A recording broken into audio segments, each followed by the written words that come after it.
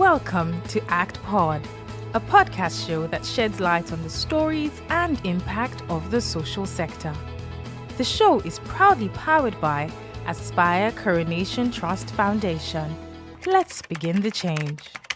Hello there. You're welcome to yet another exciting episode of your favorite podcast show, ACTPod, our story, our continent. My name is Abiodun Owo and I'm going to be your host on this episode. As you would know, education plays a crucial role in sustainable development as it equips individuals with knowledge, with skills, and values to address challenges that are happening either locally or even on a global scale. You'll also understand with me that education in some regions of the world, including ours, is also faced with its challenges. Looking on the bright side, we have individuals who are actually working tirelessly to address these challenges. And that is why I have with me here in the studio today an icon, an astute leader who is spearheading educational reform here in Nigeria. She is the Chief Executive Officer of Teach for Nigeria, which is a movement of leaders working to address educational inequity in Nigeria. Please make welcome Folawe Omikunle. Thank you very much for having me on your show. Really delighted to be here. Yeah. And we are super honored to have you around. It wasn't easy getting a hold of you. I'm so sorry. Busy times. Yes, I can imagine. Busy making meaningful change. Yes, but we're glad that you're here. My pleasure. Okay, so we'll start by getting to know you. Who is Folawe Omikunle? And this passion you have for educational reform in Nigeria, where did it come from? Sure. No, thank you so much, Abiodo. I'm the daughter of Funke and Olajire Omikunle, Nigerian, and I come from Oyo State, but I was born here in Nigeria and raised across Nigeria in Benin Republic. Went to school here in Nigeria, and I've always wanted. I feel like I've been that child where people probably thought I was going to become a lawyer because growing up, I was the child who would talk a lot, who would advocate for someone, who would, defend. Which one? Yes, exactly. And so I feel like this, when I think about growing up, it was almost immediate that people would think I was going to become a lawyer. And I was on path to becoming that. I went to university at Babcock University, studied international law and diplomacy. That wasn't the plan. I was supposed to go to Unilag, but then at the time, Unilag, wasn't going to take me directly in year one. I had to do a diploma, and I think my parents just weren't in on that. So went to Babcock and studied the closest thing to law, which was international law and diplomacy at that time. And going through Babcock, actually, I fell in love with the program. And the program also, I think I was thinking a lot about myself at the time.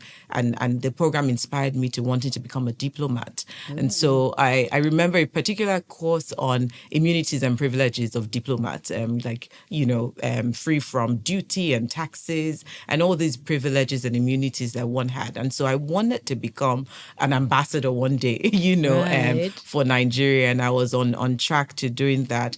I remember that the first time that I would say that I visibly remember experiencing inequities and inequality was perhaps when I went for my National Youth Service Corps.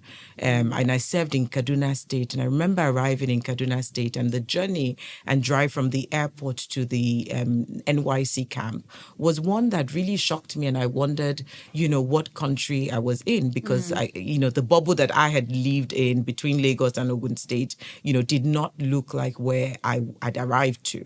And I saw a lot of Almajiri children. I saw a lot of children on the street who were, carrying bowls and literally begging for alms or just begging for food. And while we were on camp, this also was the reality. Like, we'd find these children who would come from the villages nearby and just, be around us, while we were on camp. And I always wondered, like, school was still in session because it was like the second quarter of the year that had gone for my youth service, and why these kids were not in school, and that was when I started to realize, the issues around the out-of-school children, facing the country, particularly in the north. And at the time, I still really wanted to become a diplomat. So I wasn't even trying to think about like solution in any way beyond, I have a focus and I'm just going to go on. So I went on and did my master's, and I did my master's in diplomatic studies, finished my master's at the University of Westminster in the UK, and returned to Nigeria after my master's to pursue opportunities with the Ministry of Foreign Affairs.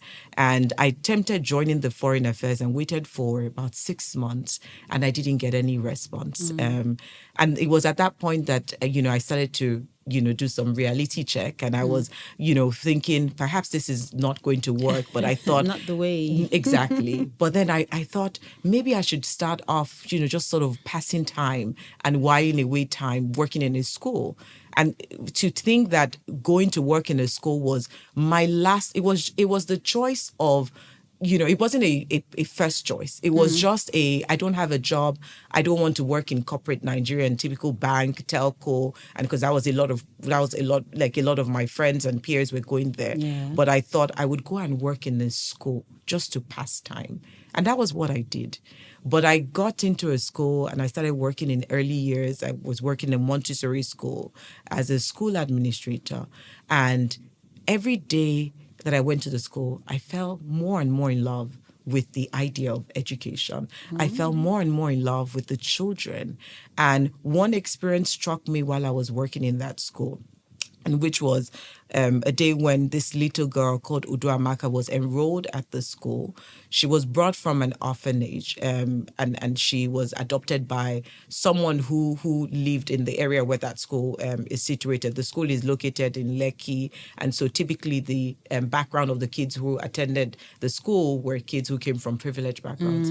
And this little girl couldn't speak a word of English, was completely different from every child who was in that school. And over a period of 3 months, something began to change. And I did not see it as anything, but it left a deep impression on me. Uduamaka, before I eventually transitioned from that school, Uduamaka was one of the brightest stars in her class. She blended in. And every time that I thought about Uduamaka, while I was driving home from work or driving to work from home and seeing all these kids who were on the street begging for alms, I couldn't unsee them, in the way that I'd seen Uduamaka.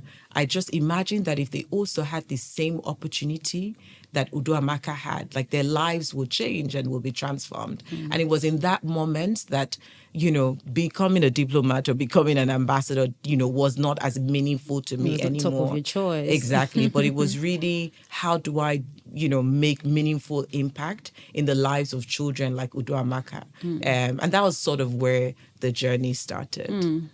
I can imagine. So somehow, fate just brought you to to your passion. Yes, and here you are today. You're the Chief Executive Officer of Teach for Nigeria. If you could please tell us, a little about what Teach for Nigeria does, how exactly, what are the things you do to address, these inequities, of course, in the education sector. Sure. So Teach for Nigeria started, and I think it will be worth, just sharing some context as well. It started as far back as 2014, 2015. In 2014, there was a summit that was organized by the Nigerian Economic Summit Group. And it was a summit that looked at education. That was I believe it must have been the first summit that, had the theme on education. And it was looking at, education in a time when, like around the period, UNESCO had published some reports on the out of school children in the world. Nigeria at the time, this was 2013, was announced as the country with the largest number of out of school children. There was also, I think there were about 2 states at the time that had also conducted a grade 4 test, a primary 4 test for teachers, and more than 70 to 80% of the teachers had failed woefully, and they had failed to score even average on this test. It was also a period where an article had been done reviewing the past WAEC result that also showed that over 10 years had been declined, and the Nigerian student had failed woefully And so it called for an urgent sort of conversation with like policymakers, with private sector, with like NGOs, etc., to say, what are we going to do to address this, dire situation facing our education? And so at that Nigerian Economic Summit Group in 2014, one of the keynote speakers who spoke at the event said what Nigeria needs is teach for Nigeria. And given in, sort of like the culture and spirit of the NESG, post that summit, a group of people then came together and said, really, like, what is this Teach for Nigeria thing? At the time, they were thinking of it as an idea that sort of was just to, recruit teachers and just have teachers placed across schools. But the more they got into it and understood the concept and the approach, because of course, Teach for, exists in multiple countries beyond just Africa. There are lots of countries, Teach for America, Teach for India, Teach for China, who sort of pioneered this. And so they were able to learn and understand sort of like the approach and the deeper, impact that these organizations were making in these different countries. And which is really that it's the issues facing education is so complex, is so multifaceted that there's not one single solution that is going to fix it. If you address it by just recruiting teachers, like that alone is not going to solve it. There's still the infrastructure issue, there are cultural issues, there's unemployment issues, there's quality of, of the training that teachers are getting themselves, there's lack of funding, policy issues, like all these many different things. And so, but the idea is that we would first recruit outstanding, bright minds to teach in high school need, in schools of high need. And beyond that, we would unleash their leadership to address all these other pressing issues, beyond the initial teaching that they do, which is over a 2-year period. And of course, that made a lot of sense. And so what Teach for Nigeria does really is that we're developing and mobilizing a critical mass of promising, committed, passionate, dedicated leaders for the education ecosystem so that they're addressing the issues facing education in the long term and in a sustainable manner. So over the last 8 years, we have recruited 1,500 plus individuals who are university graduates, young professionals, and they go through a rigorous, selection process. There's like sort of like a set of criteria. You have to be younger than that. You have to be not older than 35. Okay. You have to have a minimum of a 2-1. You have to have a university degree, and you have to have, you don't have to have an education degree. So you could have, from diverse fields. You must be Nigerian. And so we have, a set of criteria that we select based on, they go through an online test, they do one-on-one interviews, they go through an assessment center, they have to do teaching simulation, all of those things to also assess their leadership and assess their real commitment, because this is not just a job. This is really a calling and it's a purpose. So we go through that. And then, of course, we just don't put them in the classrooms right after that selection. We also provide training opportunities so we start with a pre-service training. It runs over a 6-week period, and it really is focused on ensuring that they're able to have the pedagogical skills, the ability to teach successfully and to teach effectively as they go into the schools. So we provide that training, but also leadership development and immersion into the communities that they're going to work in. We place them in really difficult communities, and the mindset needed to persevere and stay in those types of communities and still have hope and innovate while you're there, is one that, requires a lot of, you need to have something existing with you, but we also need to work on ensuring that they continue to build their grit and they continue to persevere through it. So the 6 weeks does that preparation, and even sometimes we've had people who say, actually, this is not what I'm cut out for, and they step out after the institute or even before the institute, the training program. So we do that, and then we place them in the schools and continue to provide ongoing training and coaching throughout the 2-year period. in terms of the leadership piece, where we're mobilizing and channeling their energies to solving issues in education, in the second year, we require them to do something called the Be the Change Project. Okay. It's a social impact project that allows them to identify problems hindering and creating barriers to accessing education in their communities, and then they have to implement that project before graduation. It's mandatory. And so what we found is that it's a channel and an opportunity for us to develop, entrepreneurs, social innovators, to address issues facing education. So, it's been 8 years on. We now have individuals who have launched institutions that are training public school teachers in service. School Linker, Kayode Oluwaseun is one. We have another lady, Aramide Oluwaseun, who has also launched a free school, a tuition-free school for out-of-school children, because during the fellowship, she realized that there were kids, while she was teaching kids who were in school, there were lots of kids who were out of school. So now she runs this free school. And we have another initiative run by Bosede Ogido that is called Child Support Initiative. They provide sanitary banks in schools across Ogun State and even in some schools in Kaduna State. And girls are able to access sanitary towels during their menstrual cycle. It was one of the challenges that she encountered while she was teaching on the fellowship, where she realized that girls were absent from school during their menstrual cycle. So that's another, solution that she is creating. We have someone who launched an organization called Waste for Desk. And so that initiative gets students and parents to bring recyclable materials, cans, PET bottles and things like that. And then they sell it to recycling companies. They purchase planks and things and nails, and they make furniture for schools. And so the idea really is, how do we cultivate as many dynamic individuals who are addressing issues facing education in many different ways, because we alone cannot solve the issues, but we need many soldiers who understand the issues and who are willing and committed to solving them. So sort of that's what we're doing in a Awesome. nutshell. I wish I had a Shakira here. I like the fact that, you understood the underlying causes, the underlying, what exactly is responsible for these problems. And you know that it is multi-pronged. You cannot just use, one approach to tackle these challenges.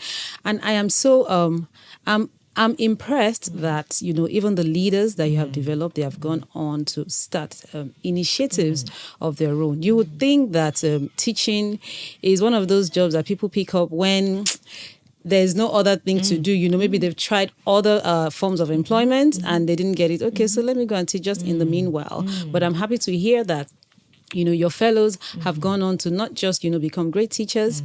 You've also, of course, invested in their professional development, and they are going on to also start initiatives. And, before you know it, that continues to spread and spread, one child at a time, one school at a time, one community at a time. I think you're doing a lot, and, you deserve your flowers. Thank you. Thank you. All right. So, You've told us that, you don't. It's not just about, training at the beginning. You also, invest in their professional development. And I assume that you are in different parts of Nigeria. Now we are multicultural. Are there peculiar issues, that you face even while you're trying to do good? While you're trying to do this, in good faith, that you experience, and how have you been dealing with them? Sure. I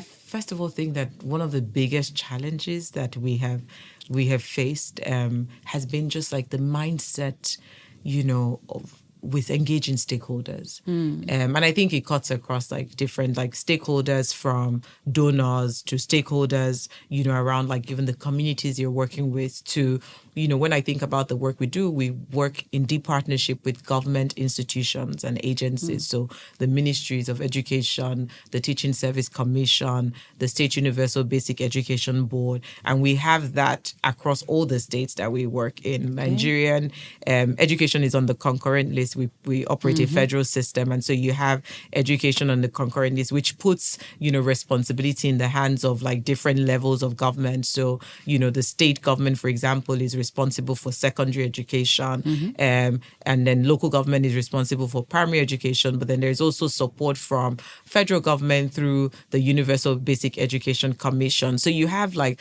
all of those overlaps that also then bring, many diverse stakeholders. And I think the biggest challenge, I'd say, because I can name 1, 2, 3, 100 challenges, but I'd say has been sort of like the mindset around what will change education. I think there is an impatience. First of all, where we have found ourselves didn't happen overnight. It's taken several years for us to get to this point of decay in our education system. And so the mindset that we can fix this overnight is something it's something that I'm constantly sort of battling with. Like, there is no way that, just building new schools and just, recruiting thousands of teachers is going to address the issues. Like, it wouldn't. Like, there are systemic issues, there are complex issues that will require time before we can fix it. So I think the constant struggle around what is pressing and what will yield much more like quicker result over what will be more sustainable, that where we wouldn't see the results like overnight, but will require time, will require patience, and will require a lot of investment. So I think just that mindset, navigating that with, school leaders, with government officials, with partners, with donors, has been one of the biggest challenges, I would say. And it's challenge around, because you need to get the resources, you need to raise the funds to do the work that needs to be done. You need to convince the partners that, let's do this together, let's work together. Like, this is a path, that is truer and more sustainable. Like, all of that, requires a lot of dialogue, I've learned. It requires a lot of relationship building, I've learned. It requires a lot of just carrying people along, like many different stakeholders. And that's something that I say that Teach for Nigeria has done, a lot of. Like, we've, over the years, like, we've built like really deep partnerships and relationships with our stakeholders through bringing them first into the work. So at the time that we're recruiting fellows, we sort of bring them into that. We let them see the experience that they're going through. We invite them to our different ceremonies. We also organize town hall meetings. We also design our training programs in a way that brings community into it. So our training institute, for example, we have parents attending, participating, facilitating sessions, joining on our panel sessions, engaging with the fellows. We also have our training institute having school leaders, the principals, the head teachers, also participating, attending, in the first week, where they're also engaging with the fellows and getting a deeper understanding of our mission and the work. And, very exciting. Like, I've gone into communities where there are head teachers and their school leaders who haven't even interacted or come into any of our trainings. Maybe they've attended meetings, but then they're using language and talking about the vision in ways as if they've gone through the fellowship and as if they've been through. And that gives me a lot of joy, but it's taken a lot of time, patience, intentionality around really cultivating those relationships, investing in them, and really just getting them to, to see that we're working together, for the same purpose, but not to just try and put band-aids on the issues that are facing education, but, really looking at how do we work together and collectively to treat the rooted issues and the deeply rooted issues. And so I would say that would be the biggest challenge. And I think the cultivating relationships is like how Teach for Nigeria has navigated it. Right. We cannot, we definitely cannot work in silos. We definitely need to work together. That's, partnership. We keep talking about collaboration because you can only go as far, but when you have other partners with you, then Absolutely. you go even farther. Oh, yes. That is so That's true. the only way. That's the only way that we can really address this. I mean, especially like with education injustice, there's no way one single organization or one single person can solve it. Like there are multiple stakeholders. Different NGOs that are working in the space need to work together more collectively. Donors as well need to fund, intentionally, and also give resources to people who are closer, to the issues and who are addressing the issues on ground and at local level. Government also needs to be more collaborative, in the ways that they're working, and more enabling as well. So everyone really just needs to work together, and parents as well have a role to play, and community members. Maybe to share this story, recently, we had a school that we had placed fellows in 7 years ago, and there was this girl, Fatima, who such a bright girl. At the time, she wasn't able to read and write, and this fellow really invested time in supporting her to read. And before we knew it, she became fluent. She was reading, and she was one of the bright stars in the class. Fast forward some months ago, we were looking to sort of like, have her share her story, only to go back into the community and find out that this girl had been married off. And when we engage with the school leaders and community members and even alumni, apparently they tried to intervene and try to stop, getting her to leave school. But we heard that, the school leaders and those who tried were threatened by the community members and her family if they interfered with their process.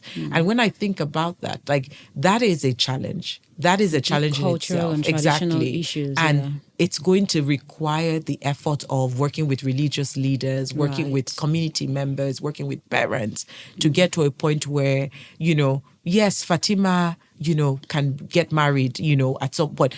They could understand the need for her to be in school at that time, to finish her education first before getting married. Nobody is saying she shouldn't, right? And so that's not something that myself or you would be able to communicate and convince, her family to rethink. Right. But it's something that would require whether the religious leaders, whether the other local leaders in the community to say, actually, we're no longer going to marry off our girls at 13 or 10, but we would allow them finish their education before it's done. And so when I think about your point around collaboration, there's so many players and so many individuals that we need to be working with for us to truly ensure that education works, not just for some children in this country, but for all children, regardless of where they are. Right.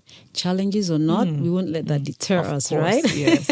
We'll keep going, and we'll keep evolving. Yeah. Okay, so as we round up, if I know that there are people out there who are just like you, who've got the passion, and but they actually don't know how to go about this. What's that one word you have for them to, help them get up and say, okay, there's hope today. Even if it's just one life I'm going to touch today, let me start. What do you think they should start doing? So last week, I typically do tours, just going around our schools and communities and just engaging with our teachers and fellows and just other students and things like that. And I came out of that experience just thinking, the problems and the challenges are so humongous. And there's work to be done. There's such massive need. Anyone looking to, whether it's in education, whether it's in health, is just to start from where you are. It doesn't need to be perfect. It doesn't need to be, sophisticatedly put together. Like Teach for Nigeria was already operating. I was saying to someone yesterday, a year in, and we weren't even incorporated yet with the CAC, right? But we were working on our plans, building the partnerships, listening to people, organizing focus groups to try and really understand the issues and dilemma. And so really to anyone who is looking, just start from from wherever you are and listen. I think one of the things that, we tend to also do is assume that we know and we fully understand the problems and the challenges facing. No, we don't. And so it's important to really, in whatever form or shape, like it's not enough to just rely on the literature, in the books, in the libraries and on resources on the internet, but really connect with the local people to understand what the issues are, what the realities are.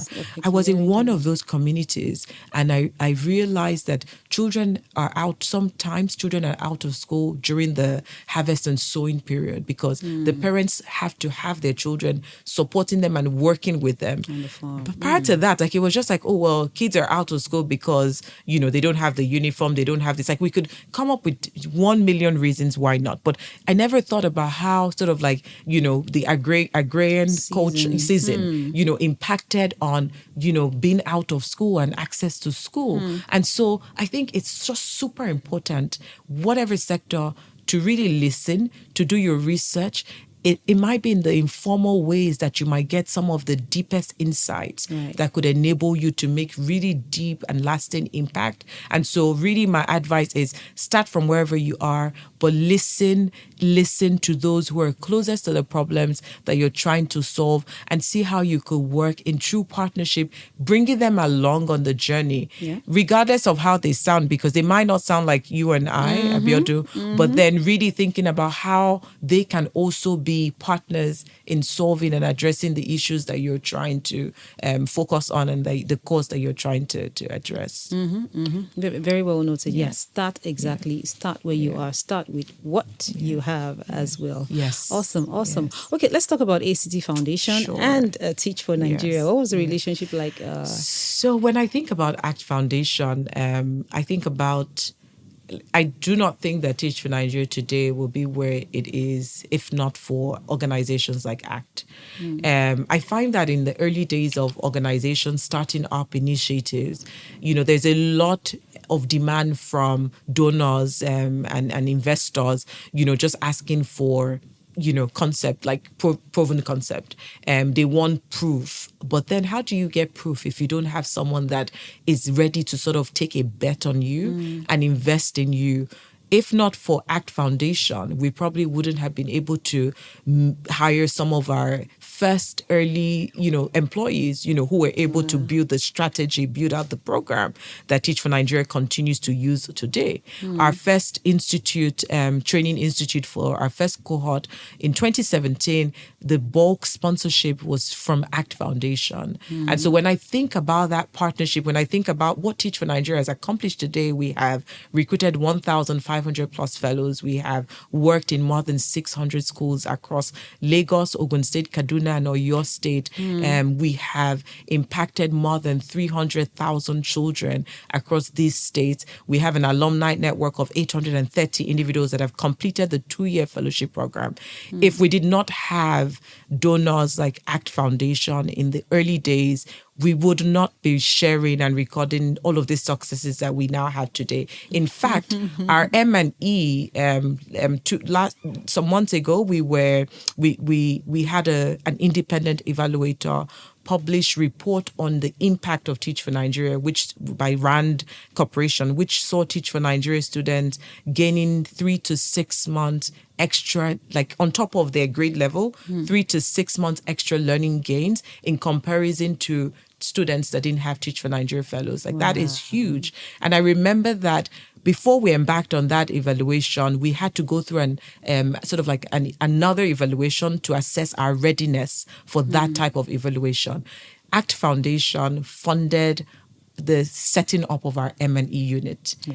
And so if we didn't have that, we wouldn't have been able to get this today, So just to share, how deep that impact is, might have been early, but then those early sort of foundation and infrastructure has enabled a lot of growth and progress and successes that we have recorded till date. And so I'm eternally grateful to ACT Foundation, eternally grateful to Osayi for really believing in us and investing in us in those early days. Because we're all over, we were definitely not as, together, as we were, but she took a bet on us. And I mean, look at how many communities and lives have been impacted as a result of that. So, awesome. Yeah, awesome. massive. I think my head is like double its size now. Yes. Yeah. I'm proudly, a member of the family. Oh, yes. Thank you to and you.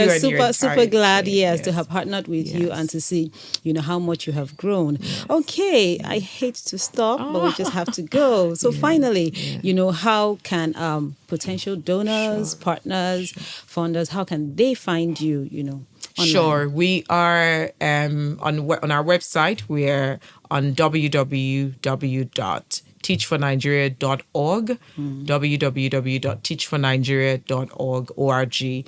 And then on Instagram, we're Teach for Nigeria, Teach FOR Nigeria, one word. On Twitter, which is X, we're Teach for Nigeria. So it's Teach number 4 Nigeria. And on LinkedIn, we're also Teach for Nigeria, same as the Instagram. And so you can find us on our social media platforms. You can also find us on our website. You can send us an email at info@teachfornigeria.org. So info@teachfornigeria.org. And we'll be more than happy to engage you and share ways in which you can also support our organization or collaborate with us. We're open to partnerships. So it's not just about funding. I mean, funding is great and we welcome that, but also just about ways in which we can collaborate in the different communities and schools that we're working in. So I look forward to hearing from many different people who also want to continue to push this envelope forward. Thank you. And you will. Thank you so much, Folawe, for coming again. I so much I share your passion. I love your story, and we hope that you continue to grow even in the great work that you are doing. And that is where we call it a wrap on today's edition. Have a beautiful day. Bye. Thank you. Thank you for listening to ACTPod. For inquiries and feedback, please reach us on actpod@actrustfoundation.org. Follow us on social media at actfoundation_ on Instagram and Twitter, and Aspire Coronation Trust Foundation on Facebook. The show is proudly powered by Aspire Coronation Trust Foundation. ACTPod, our story, our continent.